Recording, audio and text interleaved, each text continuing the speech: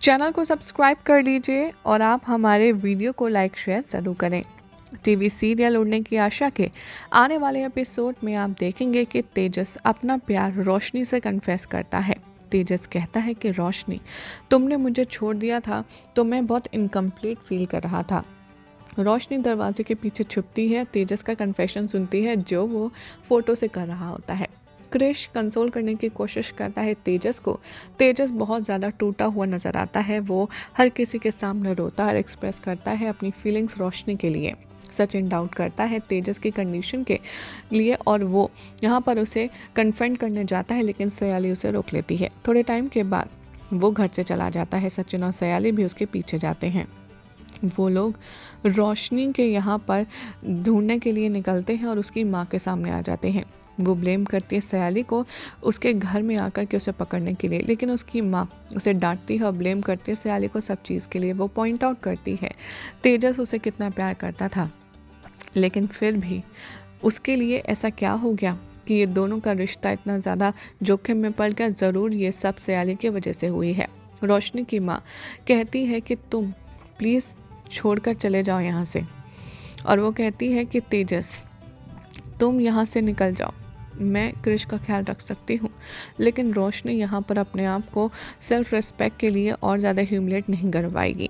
तेजस कहता है बहुत सारे लोगों से कि क्या आपने इसे देखा है, इसने देखा है, लेकिन कोई भी उसकी मदद नहीं करता। सचिन कहता है कोई भी औरत इस धरती पर नहीं है जो तेजस के साथ रहना चाहे।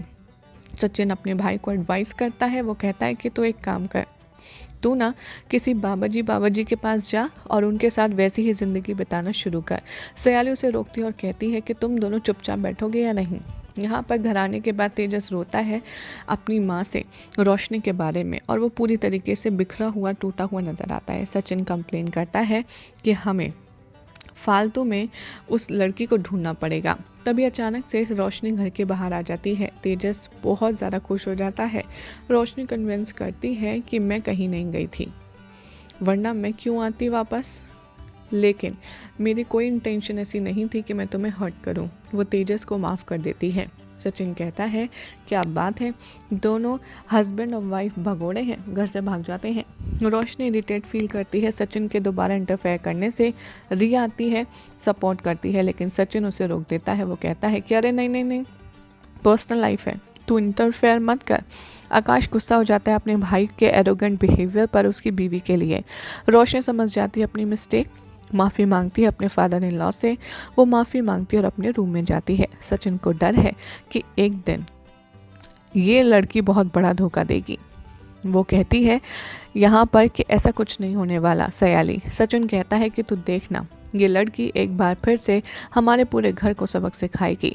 लेकिन रेणुका कहती है कि बस सचिन, मैं तेरी कोई बकवास और नहीं सुनना चाहती। तेजस और रेणुका चुपचाप यहाँ पर बिना किसी को फॉल्स स्टोरी सुनाए एक दूसरे से बात करते हैं। तेजस सजेस्ट करता है कि अब मुझे सिर्फ रोशनी का ख्याल रखना है।